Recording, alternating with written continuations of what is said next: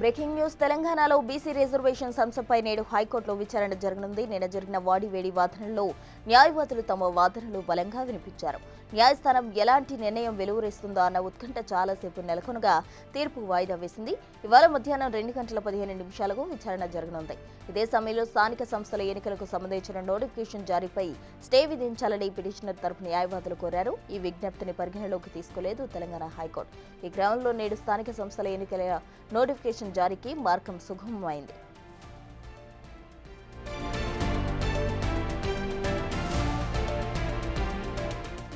మొదటగా వాదనలు వినిపిస్తూ రిజర్వేషన్స్ పెంచే అధికారం ప్రభుత్వానికి ఉన్నా అవి 50% మించరాదని చెప్పారు పిటిషనర్స్. ఈ మేరకు గతంలో సుప్రీంకోర్టు ఇచ్చిన తీర్పులు కూడా ఉన్నాయన్నారు. ఏజెన్సీలో ఉండే ఎస్సీలకు మాత్రమే రిజర్వేషన్ సీలింగ్ వర్తించదని చెప్పారు. తాజాగా బీసీలకు పెంచిన 42% రిజర్వేషన్స్ పై ఎలాంటి శాస్త్రీయ ఆధారాలు చూపించలేదన్నారు.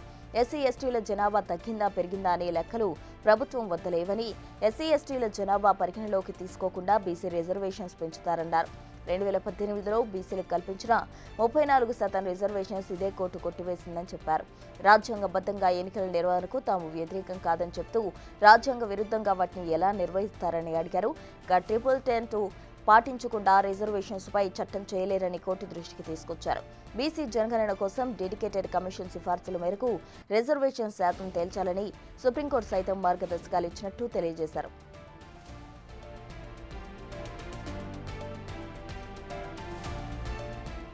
ప్రభుత్వం తరపున సీనియర్ న్యాయవాది అభిషేక్ సింఘ్వి వాదనలు వినిపిస్తూ బీసీ రిజర్వేషన్ బిల్లును అసెంబ్లీలో అన్ని పార్టీలు ఏకగ్రీవంగా ఆమోదించాయని చెప్పారు.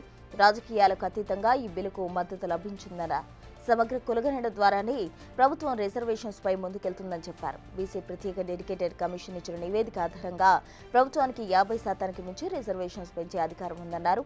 చట్టసభలు చేసిన చట్టాలపై కొందరు గవర్నర్స్ నిర్ణయాలు తీసుకోవడంతో జాప్యం చేస్తూ వాటిని త్రిశంకు స్వర్ణంలో ఉంచుతున్నారని గుర్తు చేశారు. నెలల పాటు ఏ నిర్ణయం చెప్పకుండా మౌనంగా ఉండిపోతున్నారని, ఇప్పటికే ఎన్నికల షెడ్యూల్ విడుదలైందని, ఎన్నికల ప్రక్రియలో న్యాయస్థానాలు జోక్యం చేసుకోవద్దన్న తీర్పులున్నాయన్నారు. ఇక ఎన్నికల షెడ్యూల్కు సంబంధించిన నోటిఫికేషన్ ధర్మాసనానికి అందజేశారు.